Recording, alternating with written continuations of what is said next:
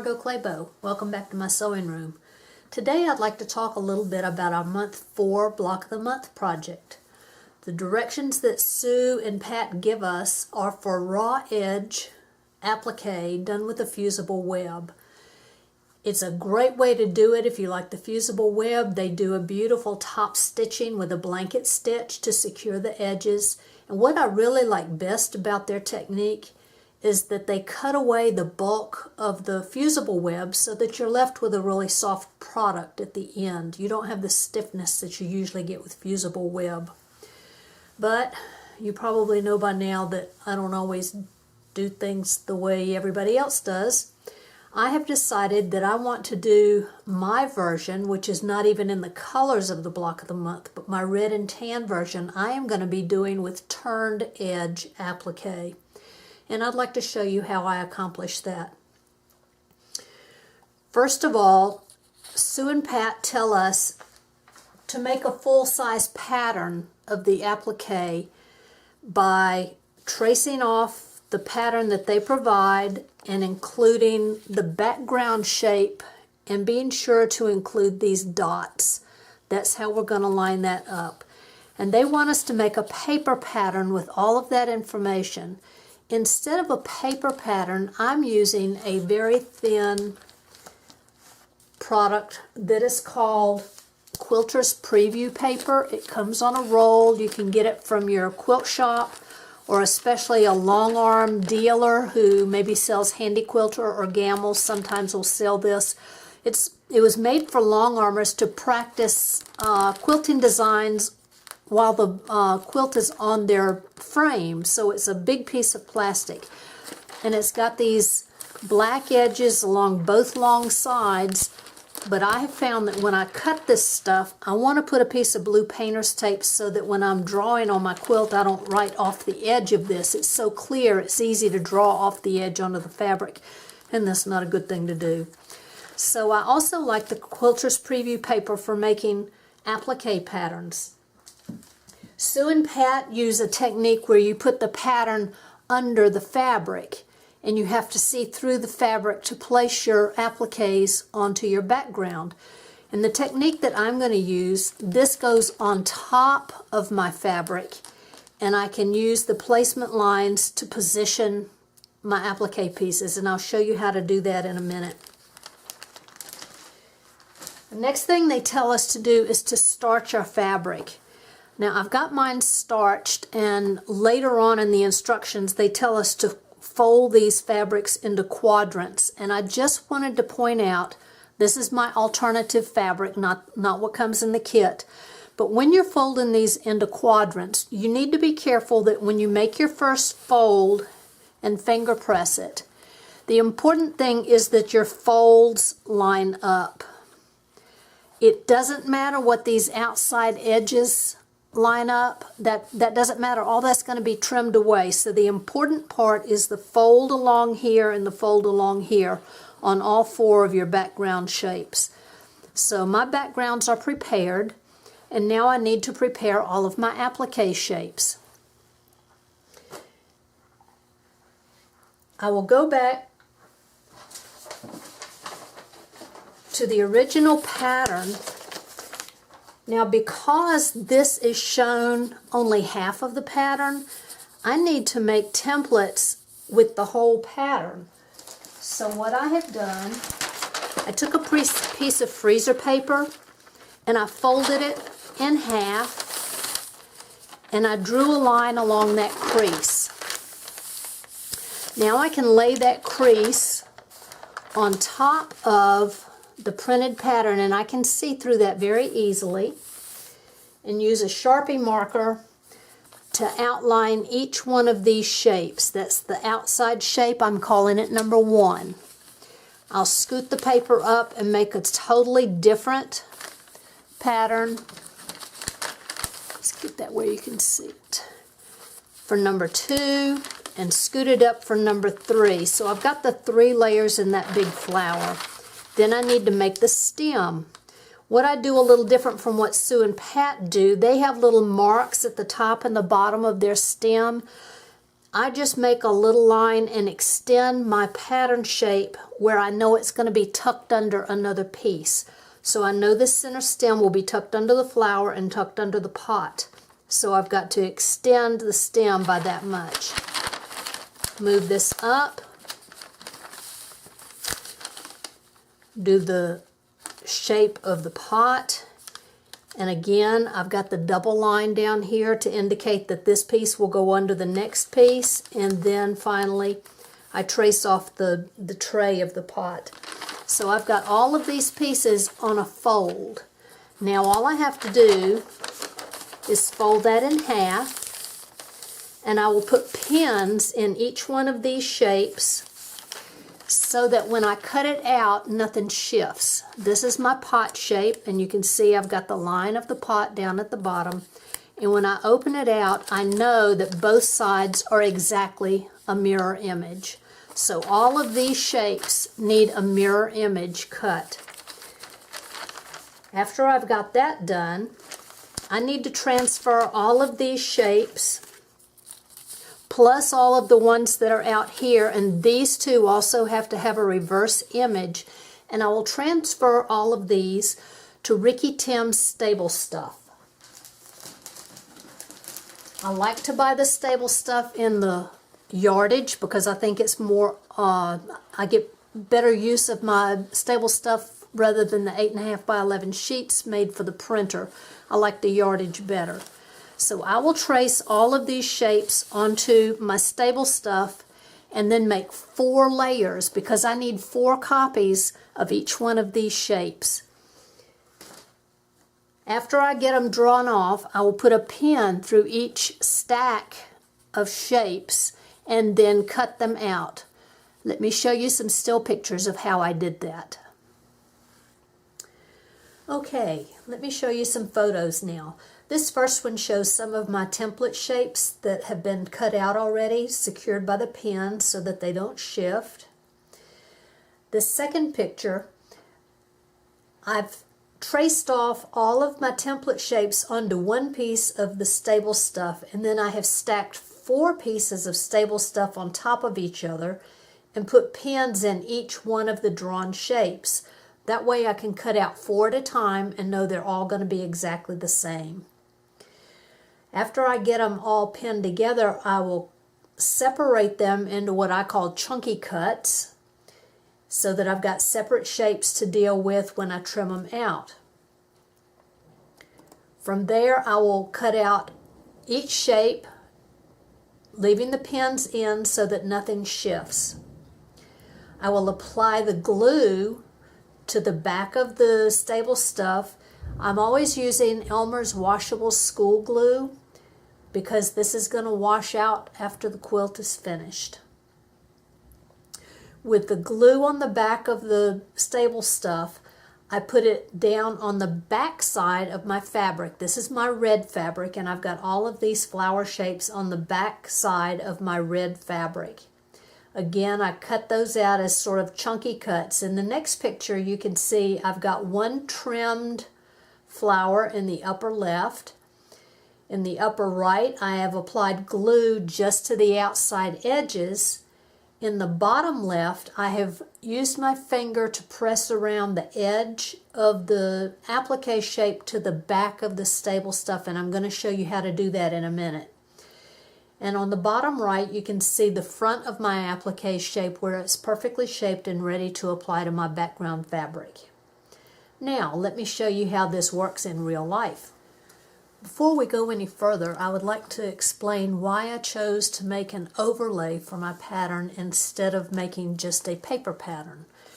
We're instructed in the directions by Sue and Pat to make a copy of the pattern on paper. This is done on freezer paper. It's not translucent and it works just fine if you're working from the kit fabric.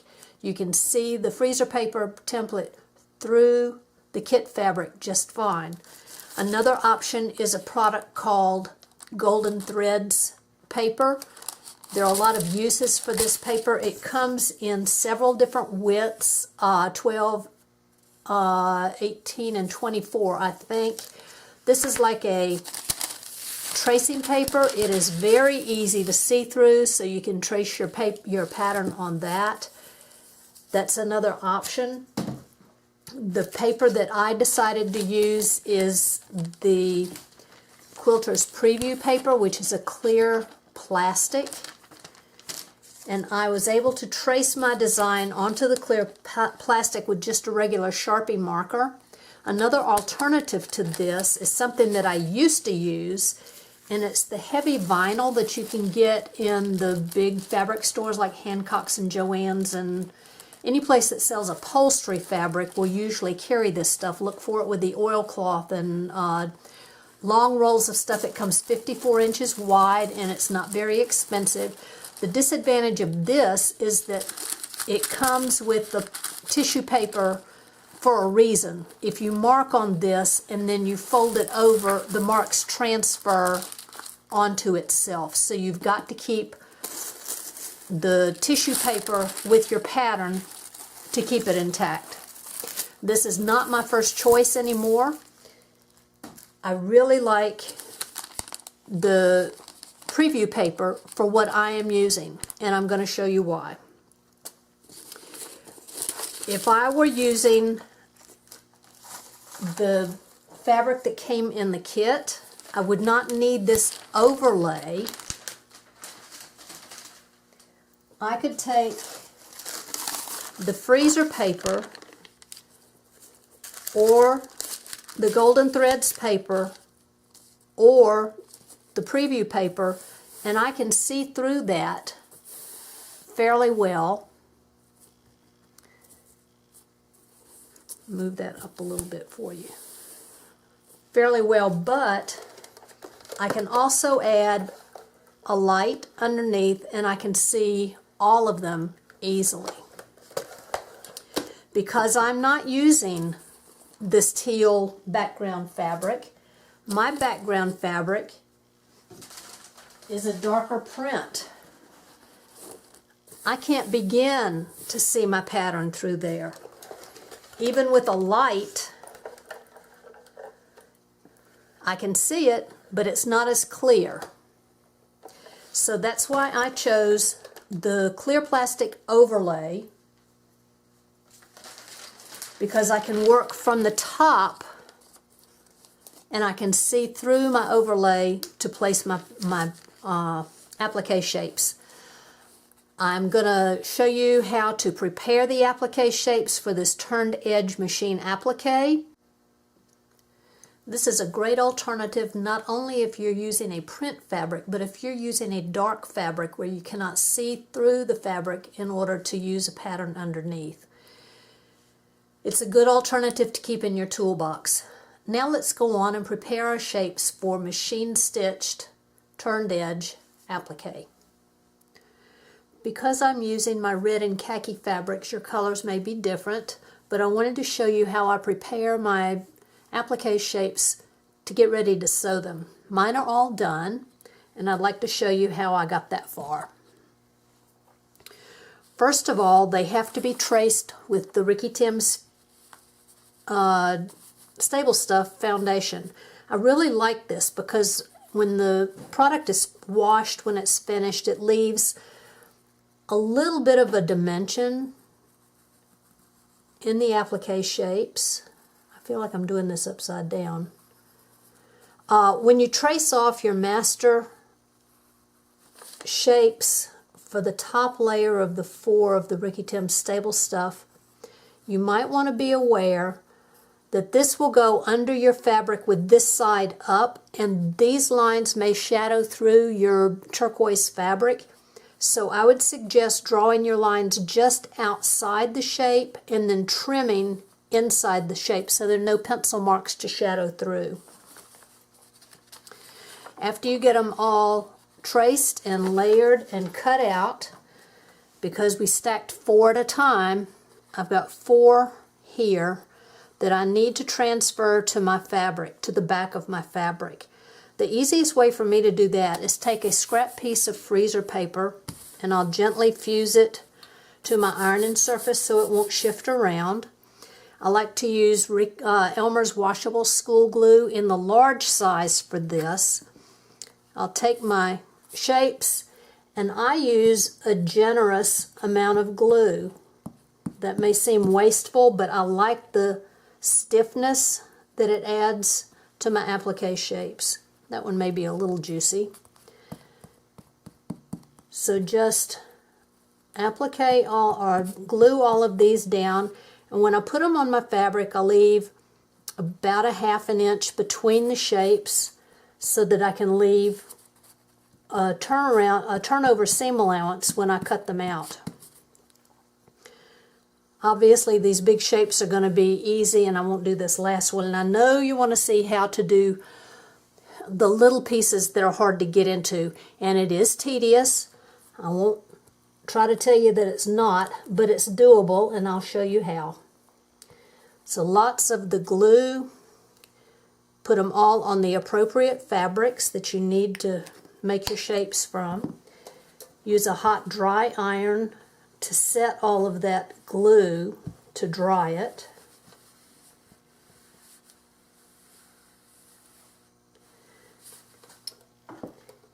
Then I'll take scissors, and I like to chunky cut mine so they're easy to work with.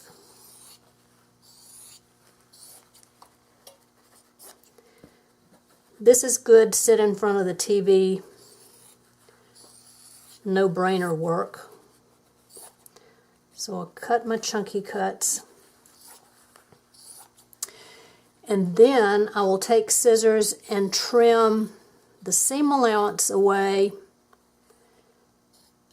about 3/8 of an inch. A 1/4 of an inch is too much. 1/8 of an inch is not quite enough.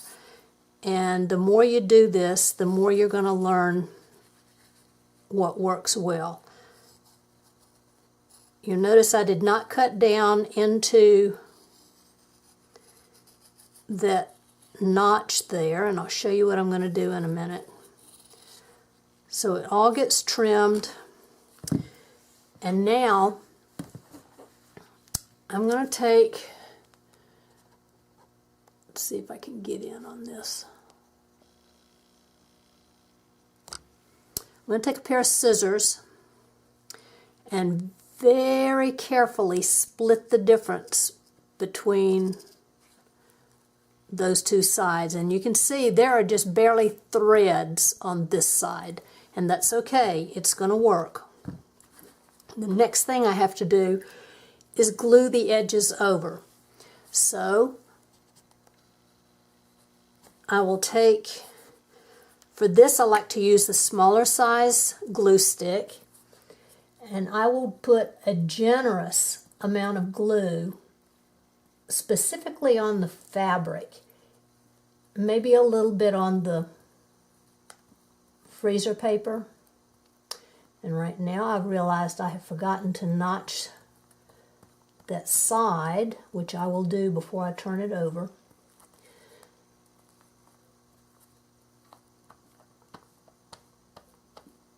Okay, generous amount of glue. This inside curve needs to be notched. I do not cut through my foundation. I like to start, I'm right-handed, so I start on this side, and gently with my thumb I'm pressing the edges just over that shape. And it's sticky. I'm going to press this over here. Now I'm using my thumb just to crease it over the outside edge. I'm not really mashing it all the way down. I'm just letting it know what direction I want it to go in. Because these notches are cut here, this goes over easily.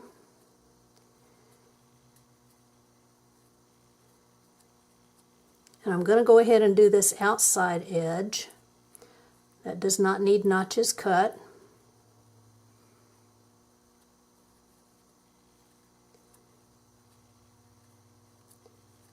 I'll work my way up to the edge.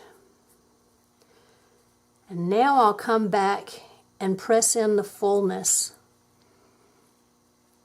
So I'll go over this a couple of times. I don't do it all the first time around.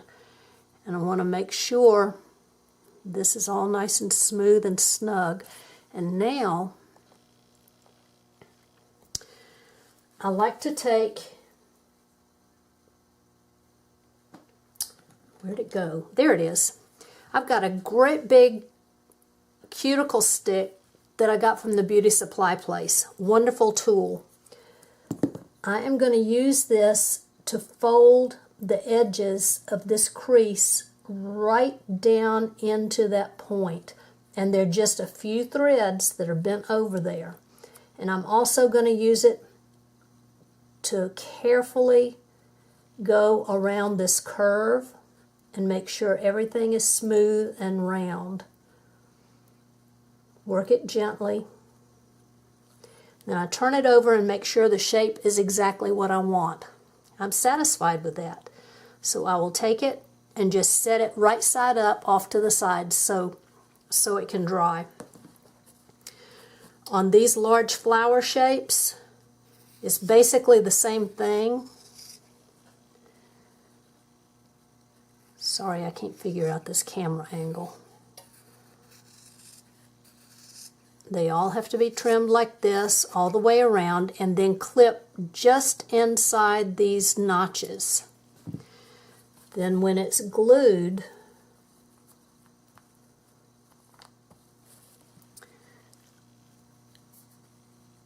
press in at the inside edge and then carefully, and I'm not pressing that all the way down, I'm just rolling it over the edge for now. And rolling it over the edge for now.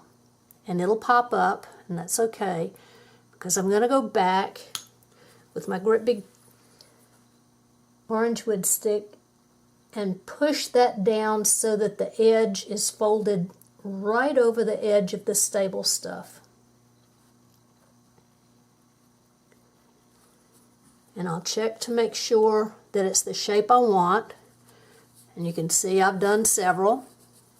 So when all of the shapes are done and all of the edges are over and all the glue is dried, then it's time to arrange these shapes on the background fabric and be ready to stitch. There's one more set of template pieces that we need to prepare before we can glue everything down to the background fabrics, and that is the circles. For this month we only need 12 of them, and I'd like to show you the way I prepare mine. When you do the fusible raw edge, it's just a matter of making one circle. With my technique, it's more tedious, but I've come up with a dimensional circle that's got some loft to it. That requires me to make 4 different circles for each one on the pattern. If you don't want to cut out some of your own circles, a good alternative is Karen K. Buckley's Perfect Circles. She gives us a set of circles that are a heat-resistant Templar plastic. There are 4 of each size available in the kit, so that's one option. I find that just a circle template from the office supply store gives me all the sizes that I need, and I use this a lot. I get mine at Staples. I've seen them at Office Max and Office Depot, and a lot of craft stores have them. They're not expensive, and it's a good investment. For my technique, I will need 4 circles for each one that I will finish. The first one I want to do, of course, is the fabric. So I can use the circle template to draw directly on my fabric the size circles that I need and cut them out. I will then run a line with hand basting, run a line of gathering stitches or basting stitches around the perimeter of that. And I like to tie one loop, like the first tie that you make when you tie a pair of shoes, just the first loop in the 2 tail ends, and I'll leave a generous thread tail on this, and I'll show you why in a minute. That'll be the top layer. The next layer that I use, I want some dimension to these circles, so I'm putting in a layer of batting. In this case, I'm using wool batting, and I use a small template to cut out just a rough shape of that. So I've got my fabric, I've got my wool stuffing. I use Ricky Tim's Stable Stuff to hold the stuffing in place. And I use a manila folder for my template shape. I recycle old manila folders for a lot of things, and that's one of the things that I do. So we've got fabric and batting and stable stuff and template shape out of manila folder. A lot of people will take starch and just put starch around the edge of the circles. I'm sorry, I don't have time for that. So I will take spray starch and just generously wet everything. I'll let it soak in a little bit, and then I will take a circle and put it on my ironing surface with the right side. Let's see if we can get in a little better here. Okay, with the right side down, I will use the fabric layer and a batting layer and a stable stuff layer to hold the batting in place, and my template layer. This is what's going to give the circle its shape. So these have to be cut very precisely, and that's when you would probably want to use Karen K's templates. But this has worked for me for a long time, and I can make these as small as a pencil eraser. So whatever size you need, it's doable. I will stab a pin directly into the center of my template, and then I take the two threads and tug on it. That draws the entire shape up around the template. I'll mash those down. I will take that, set it aside, and let it air dry. Again, let me do one more for you. The fabric is right side down. I put on a layer of batting, put on a layer of stable stuff, put on a manila template, take a pin and stab it into my ironing surface. Everything stays put together. I'll take the two threads, and because I've already pulled the first knot, that just wants to draw itself up. Set it aside, let it dry. When these are all good and dry, I will take a hot dry iron and press them really good, but then I've got to remove that template. I will hold it by the two threads. I'll use a seam ripper to just break my line of basting thread and pull out all of those threads. Open up the folded over edge, and I just want to remove my template. I want to leave the stable stuff in there because that's what's going to hold the batting in place. So you can see the stable stuff. Tuck it back in there. Press these down, and then all it takes is a press with the iron to get everything back where it's supposed to be. And I've got circles ready to go onto my background fabric. I'll get all of these ready, and then we'll get to the background. Now that all of the applique shapes have been prepared with the turned edge, and whether you're doing this technique or whether you're using the raw edge fusible technique, the time has come to figure out where to put the pieces on the background. This is mine, and obviously I'm not using the colors in the kit, and I had to do mine a little differently. If you're using the fabric that came in the kit, you can probably use the folded crease lines that we were told to make and line them up with the registration lines on the pattern. All you have to do is be sure that the horizontal and verticals are always lined up when you place your template shapes on there, whether it's fused or whether you're gluing them down, which is the technique that I'm using. Because my fabric is so dark and it's a print, I can't see through my fabric to see my pattern, so I have to do it a little differently. I'm going to be working with my pattern on the top of my fabric, but I still need to be able to know where these registration lines are. And the easiest way I have found to do that I had folded my fabric into quarters, which is the way we were supposed to do it, but I can't see my fold lines. So I took my template from last month, month 3, and I'm going to use this for my registration marks. We're not going to use this seam allowance, so I put a pin right where the center of this is, and I put it in the center of my fabric. Hope you can see that. Let me pull it down a little bit.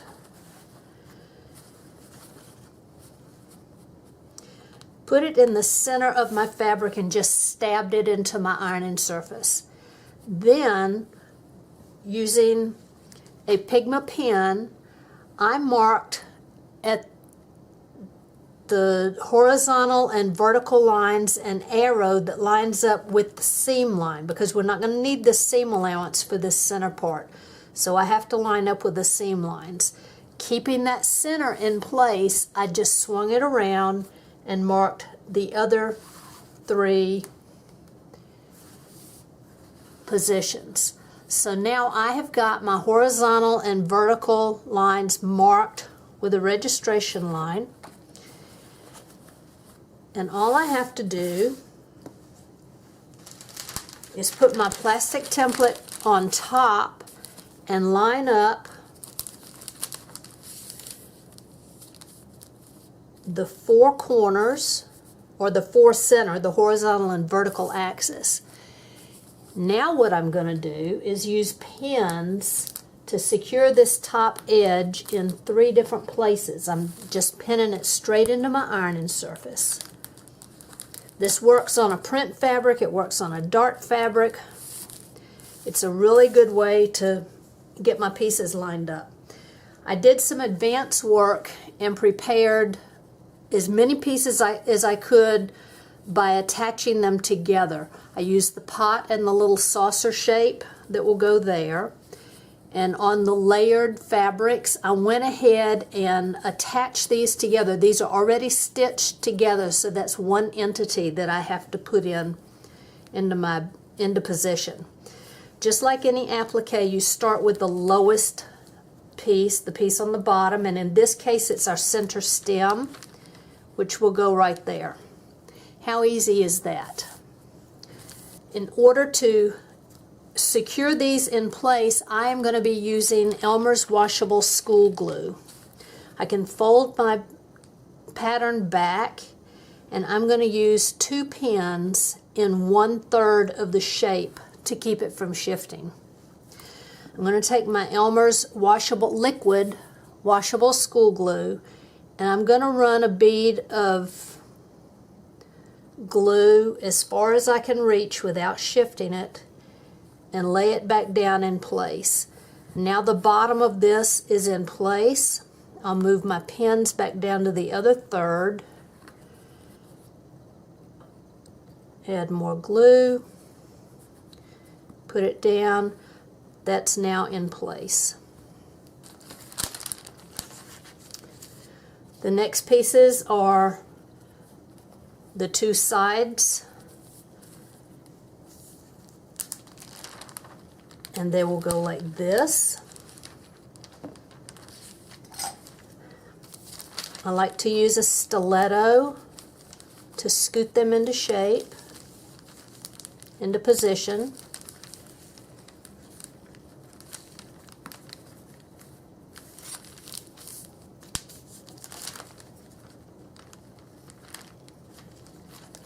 Those 2 are in position.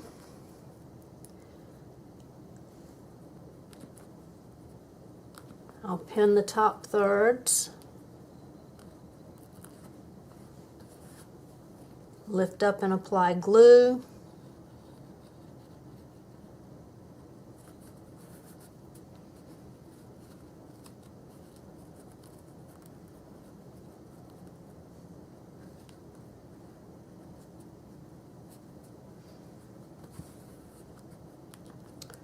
move the pins down to the glued area, lift it up and apply more glue.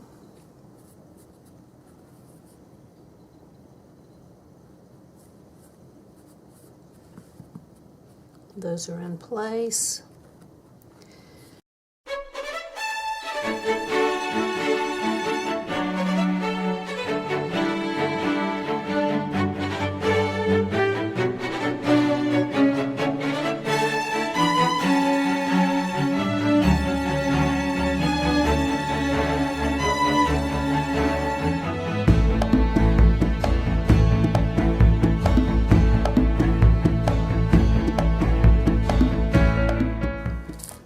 Okay, all of that is in place.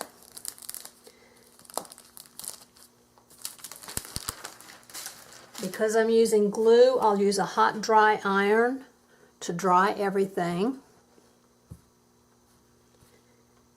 and get it ready to sew. I would like to point out at this stage that I made a little change in my pattern. I was not pleased with the way these flowers look because of the fabrics that I happen to be using. So I made some changes in the center of my small flowers and just added those shapes to it, and this is more pleasing to me. That's why my finished one looks a little different. Now it's time to get ready to sew. I'd like to show you some of the options we have for stitches. If this were your background fabric and this were your applique shape, let me show you some of the ways that you can stitch the applique shapes on. When I first started doing this, we were instructed to use the blind stitch or the blind hem stitch, which has a series of 5 stitches with the zig and zag going over the edge of the applique. Let's see if we can get in a little closer without so much glare. So when we stitch this, the straight stitches would be in the background fabric, and the zig and the zag would be in the applique fabric. I hope you can see that. There you go. Alex's favorite technique is using the very overlock stitch, and that reduces the number of stitches between the zigzags, so you've only got 1 stitch instead of 3 between each zigzag. And again, you want the straight stitches to be in the background fabric and the zig and the zag to just bite over into the applique fabric. If you're doing the blanket stitch, like Sue and Pat do in our current project, the blanket stitch takes 1 stitch forward, a stitch to the left and to the right, 1 forward, left, right, forward, left, right, forward, left, right, and the straight stitch goes in the background fabric, and it swings over to give you the decorative stitching in the applique part. There you go. That's a great way to do the raw edge applique. A variation on that stitch is the double blanket stitch, which is what Ricky likes to use. And on this one, and you have to be really aware of where you're going with this when you're making turns, because you just need to know where your needle's going to go next. On this one, it comes forward, back, forward, left, right, forward, back, forward, left, right, forward, back, forward, left, right. Now these stitches are all piled up on top of one another. They're not side by side. It makes a really heavy, easy to see decorative stitch along the edge of your applique. Another simple stitch to use is just a straight stitch. If you do that, you want it to stay right along the edge of your applique, just barely catching the edge of it. Because I think the purpose of stitching the applique to the background is to make it stay there, my stitch of choice is just a regular zigzag stitch. I'll stitch on one side on the applique and the other side falls into the background fabric. This is the stitch that I use. Ricky and Sue and Pat for our block of the month are using a contrasting thread or sometimes a contrasting thread or a matching thread, but you can see the thread. I'm trying to make mine invisible, so I use a monofilament thread. I also make my stitches very tiny. I set my stitch length to 1.0 and my width to 1.0. And when I start and stop, I will set my stitches to a teeny tiny straight stitch and I set that at 0.05, so I will stitch about 5 straight stitches in a row, which secures the ends of my thread, and then I'll go into my zigzag stitch. Let me go to the machine and show you how that works. Okay, let's see if I can make this clear enough for you to understand. I'm using a thread in the bobbin that matches my applique shape. I'm using a monofilament thread in the top. I've got my top tension reduced to number 2 on my machine. I don't know what it would be on yours. I have set my stitches. I'm using a straight stitch and a zigzag stitch. The straight stitch will tie off my stitches, and that is set to 0.5, and my zigzag stitch is set to a width of 0.9 and a length of 0.9. The hardest thing to stitch, I think, on these applique pieces is the little tiny circles. So let me show you how to do that. I'm dropping my needle down to the right of my applique shape. I'm going to draw my bobbin thread up so that I don't have a mess on the back. I'm going right back down in that same hole.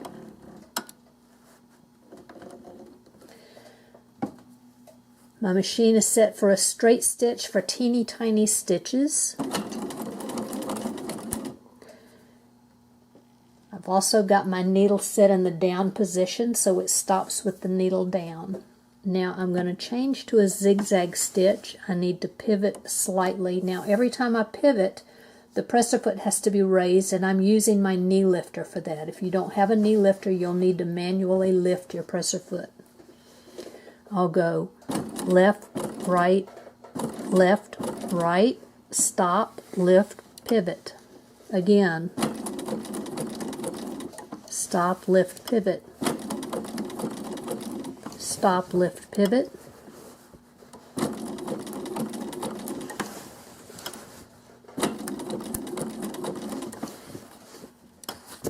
I've got my top and bobbin threads are up where I can get to them, so I'm going to get those out of the way so there's nothing on the bottom.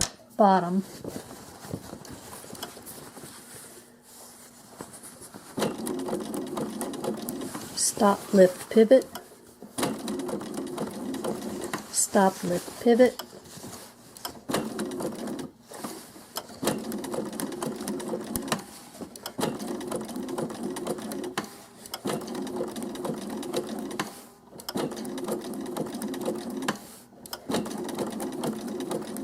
I'm back to where I started. Now on my machine, it remembers my settings from my straight stitch, so I just have to push the button back to the straight stitch and it puts it right where I need it to be. So there's one circle done. When I do these flower shapes, when I'm stitching up, I really prefer my needle in the center position, but when I'm stitching this close to these pieces, this presser foot is in the way, so I will move my needle to the far left, and I will move both my zigzag and my straight stitch to the far left so that when I toggle between the two, I'll have my starting and stopping stitches in the right place. You'll see that going around all of these flower shapes is much easier before they are put onto the background shape, because I don't have to move all of this fabric with each one of them, and that's why I make those separately before I ever glue them onto the background shape. When I come to these inside corners here, I like to be stitching with my applique to the left of the needle. So if I were stitching, say, down there, in fact, I'll do this one for you.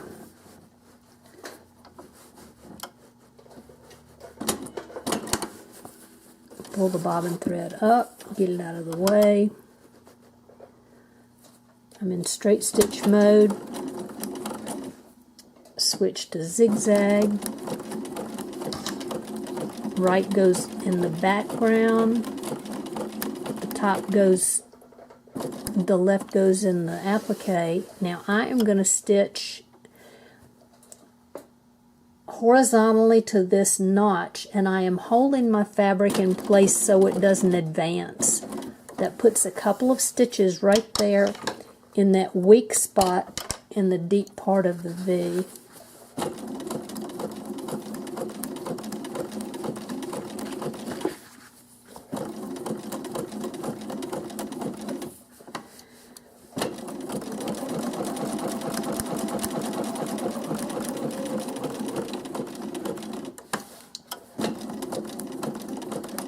Stop, lift, pivot.